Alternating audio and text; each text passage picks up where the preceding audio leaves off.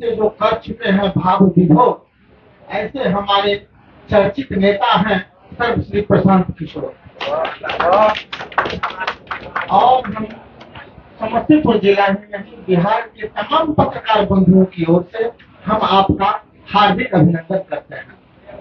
हम लोगों को परसों ज्ञात हुआ श्रीमान की कुछ तबीयत बिगड़ी है और खबर भी बनाकर हमने अखबार को भेज दिया, लेकिन आपके ही कुछ कार्यकर्ता बोले मत छापिए, नहीं तो फोन से परेशान हो जाते हैं। लेकिन हम लोग तहे दिल से यह शुभकामना, मंगल कामना, कोट शुभकामना करते हैं आप अति शीघ्र स्वस्थ हो जाए। और कोई खास बात है ही नहीं, यदि श्रीमान शुरू से ही गर्म पानी में नमक डालकर अगर मालिश में कर लिया करते तो नमक नहीं आती। तो लेकिन जो काम आप करने के लिए चले हैं, ऐसा काम बहुत कम लोगों ने किया। आजादी जब शुरुआत हुई तो महात्मा गांधी ने किया था, सारे भारत का भ्रमण किया। उसके बाद आजादी के बाद विनोबा जी ने किया, भूदान आंदोलन चलाया तो सारे बिहार की पद यात्रा की थी। और उसके बाद इक्का दुक्का तनिक दूर की पद यात्रा तो सभी लोग करते हैं, लेकिन सारे बिहार की इस पवित्र भूमि को अपनी पद यात्रा से माप देने का संकल्प आपने लिया, इसके लिए सारे बिहार वासी आपके आभारी हैं। और 11 तारीख को आप इस पवित्र भूमि पर आए हैं, 12 को प्रेस वार्ता भी हुई। हम लोगों को जिज्ञासा रहती है, आपके कार्यकर्ताओं से हम लोगों ने बातचीत की, जो जिस अभियान को लेकर चले हैं उस अभियान की गहराई के लिए हमारे किशोर जी कुछ कर रहे हैं। तो हमको संकेत रूप में कहा गया, जो अधिक बात हम भी नहीं जानते हैं, लेकिन पंचायत कमेटी, प्रखंड कमेटी बन रही है या बन गई है। अगर बन गई है या बन रही है, आप समस्तीपुर जिला में आए हैं, 8 जिला पार कर चुके हैं, जहां भी जाते हैं पद यात्रा करते हैं, हर पंचायत में जाते हैं। आपके हर पंचायत में, जैसा अभी सभी राजनीतिक दलों का नारा है, 1 बूथ 30 यूथ, तो जो अन्य राजनीतिक दलों का है आप घोषणा कर रहे हैं, जो हमने अभी तक कोई राजनीतिक दल नहीं बनाया है। लेकिन मैं महान लोहिया की बात कहता हूं, जिन्होंने कहा, आज धर्म को लोग नहीं समझ रहे हैं, उन्होंने कहा धर्म एक दीर्घकालीन राजनीति है और राजनीति अल्पकालीन धर्म है।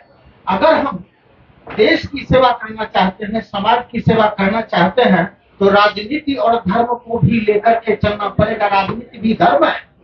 और आप जहां जाते हैं तो आप 1 बूथ 30 यूथ, जी मैं जानता हूं, क्योंकि आपके पास बहुत कम समय है। कार्यकर्ता लोग अभी हमको कह रहे हैं कि मत बोलिए, क्योंकि किशोर जी बोले। हाँ मैं जानता हूँ, बड़ा कीमती क्षण होता है नहीं का, और ये तो महापुरुष है, हम लोग इनकी क्या बराबरी करेंगे। पत्रकारों की जो दशा है, पत्रकारों की जो दशा है, जो प्रबंधन से जुड़े हैं, बीच में रोक दिया, आपके कार्यकर्ताओं को बाधा दे दिए। मैं आपको कुछ दूसरी बात कह रहा था, पत्रकार लोग भी कीमती समय आपके लिए लेकर के आते हैं, जो प्रबंधन से जुड़े हुए हैं, जो सर्कुलेशन से जुड़े हुए हैं, उनकी स्थिति अच्छी है। और जिस ग्रामीण क्षेत्र में आप हैं, भारत के ग्रामीण क्षेत्रों के पत्रकारों की स्थिति श्रीमान यही है कि नौकर ऐसा चाहिए जो घर का बहू नहीं जाए, 24 घंटा काम करे और मांग चल कर खाए।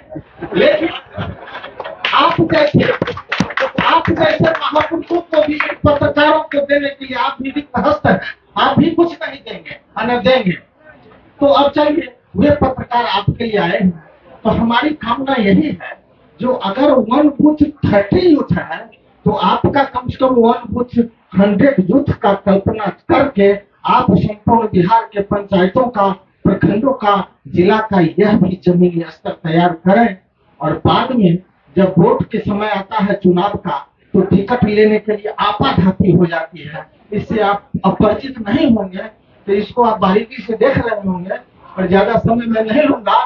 फिर संपूर्ण बिहार में जब सांप्रदायिक सौहार्द का कोई नाम भी नहीं जानता था, आज से 800 वर्ष पूर्व इस धरती ने सांप्रदायिक सौहार्द का झंडा फहराया।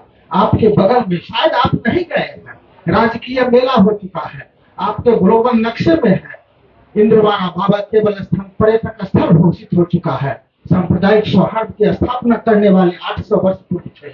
आप पर यात्रा में शायद वहां नहीं पहुंचे हैं, और खुदनेश्वर स्थान उसको तो आप देख चुके हैं। इस महान सांप्रदायिक सौहार्द की अन्यतम स्थली में आपका बार बार अभिनंदन है, हार्दिक अभिनंदन है, सत सत अभिनंदन है, कोटि कोटि अभिनंदन है, और अति शीघ्र स्वस्थ होकर फिर अपने मंगल यात्रा में संकल्प रहे, यही हम लोगों की शुभकामना है। नमस्कार, बहुत बहुत धन्यवाद आप सबका यहाँ आने के लिए। जैसा कि आपको पता है, पिछले वर्ष 2 मई 2022 को मैंने ये घोषणा की थी कि जन स्वराज अभियान मैं बिहार में शुरू कर रहा हूँ। 5 मई 2022 को पत्रकार बंधुओं से वार्ता में मैंने पटना में ये बताया था कि पूरे बिहार में गांव, शहर, कस्बा, देहात पैदल चल के जाने का प्रयास करेंगे। उस समय का अनुमान था कि 1 से 1.5 वर्ष में करीब करीब 3,500 किलोमीटर पैदल चल के इस काम को किया जा सकता है। 2 अक्टूबर 2022 को गांधी विद्यारवा आश्रम से ये पदयात्रा हम लोगों ने शुरू की, और तब से बिना ब्रेक लिए हुए, ये बात मैं आपको फिर से एम्फसाइज कर देता हूँ, 2 अक्टूबर 2022 से जब चलना शुरू किया है तब से ये पदयात्रा रुकी नहीं है। पर्व, त्योहार, जाड़ा, गर्मी, बरसात लगातार हम लोग चले, घर नहीं गए हैं, गाड़ी का कहीं उपयोग नहीं किया है, एक कदम भी गाड़ी पर नहीं बैठे।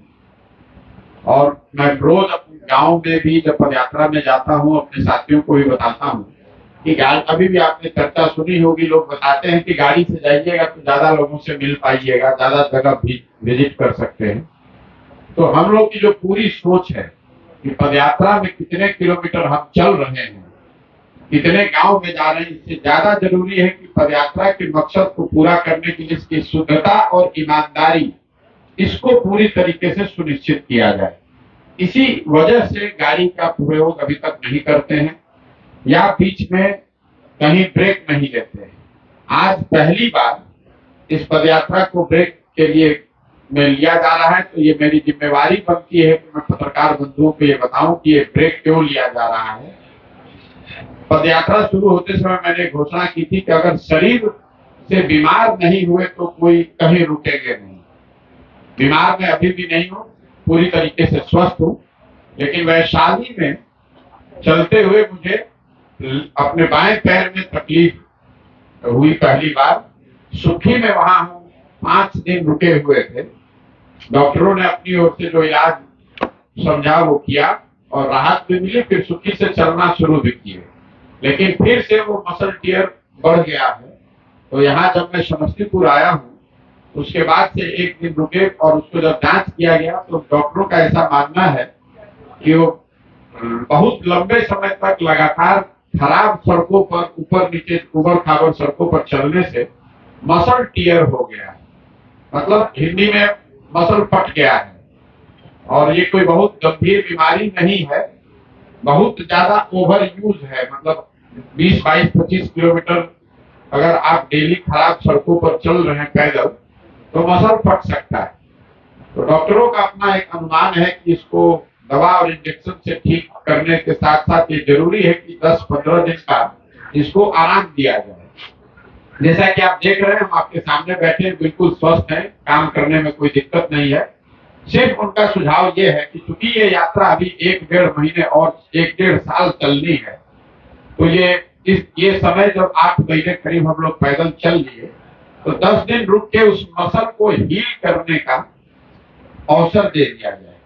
इसीलिए 10 से 15 दिन के लिए हम यात्रा को यही स्थगित कर रहे हैं, और जब लौटेंगे 15 दिन में इसी जगह से पदयात्रा को पुराने ही फॉर्मेट में, अभी चर्चा चल रही थी, कई लोगों ने सुझाव दिया कि अब गाड़ी से चल लीजिए, आधा गाड़ी से चल लीजिए, लेकिन मैं आपको बता रहा हूं कि जिस फॉर्मेट में पदयात्रा अभी तक चली है उसी ईमानदारी और उसी शुद्धता से इसको आगे भी शुरू किया जाएगा और आगे भी किया जाएगा। जब मैं समस्तीपुर वापस लौटूंगा 15 दिन के बाद, तो इसको उसी तरीके से जैसे पिछले 7 महीने से किया जा रहा है, समस्तीपुर से आगे की बिहार की यात्रा उसी तरीके से पूरा की जाएगी। अगर फिर से कोई दिक्कत शरीर में हुई तो उस समय वो निर्णय लिया जाएगा, लेकिन अभी की सोच यही है कि जिस व्यवस्था में हम लोगों ने अभी तक पदयात्रा की है, इसी व्यवस्था और इसी प्रयोजन के तहत आगे इस काम को बढ़ाया जाएगा। आपने जो बस मेरी ओर से इतना ही आपको सूचित करना था। बीमारी कुछ नहीं है, मेरा लेफ्ट पैर जो है बाएं पैर में मसल फट गया है और डॉक्टर उसकी वजह बता रहे हैं लगातार खराब सड़कों पर 20-22 किलोमीटर डेली चलने से ये मसल टियर हुआ है, जिसको हील होने में 10 से 15 दिन का समय लग सकता है। कोई दवा भी खाने की जरूरत नहीं है, सिर्फ रेस्ट की बात है। उस पैर पर, बाएं पैर पर ज्यादा वजन नहीं देना है, खासकर बहुत लंबा चलना नहीं है। लेकिन उन सबका अनुमान है, पटना में जो डॉक्टर हैं या बाहर के भी डॉक्टरों से, जिन लोगों से भी हम लोगों ने सलाह लिया, सबका मानना है कि 10 से 15 दिन में ये रिकवर हो जाएगा। और हो जाएगा तो इसी मैदान, इसी जगह से फिर जून के प्रथम सप्ताह से पदयात्रा को पुराने ही तरीके से फिर शुरू किया जाएगा। उसमें कोई चेंज नहीं होगा और आगे ये पदयात्रा बिना किसी ब्रेक के वैसे ही चलती रहेगी। आपने ठीक कहा, बस एक बात मैं कह के आपसे सवाल लूंगा। पत्रकारों के लिए हमारे पास करने के लिए कुछ नहीं है। जैसे आप मुझे शुभकामना दे सकते हैं बिहार होने के नाते, तो वैसे मैं भी आपको शुभकामना दे सकता हूँ। पत्रकारों की हालत में हमेशा कहता हूँ वो है जो वो डॉक्टर हैं जो सब गांव भर का इलाज कर सकते हैं लेकिन अपना इलाज नहीं कर सकते। दुर्दशा है, लेकिन आप बिहार के नागरिक भी हैं। आप तो देख रहे हैं कि पूरे राज्य में लोगों की क्या दुर्दशा है, तो आप और हम भी उसी के सहभागी हैं। व्यक्तिगत बात नहीं है, व्यक्तिगत तौर पर मेरा बच्चा अच्छे स्कूल में पढ़ सकता है, व्यक्तिगत तौर पर आप समृद्ध हो सकते हैं।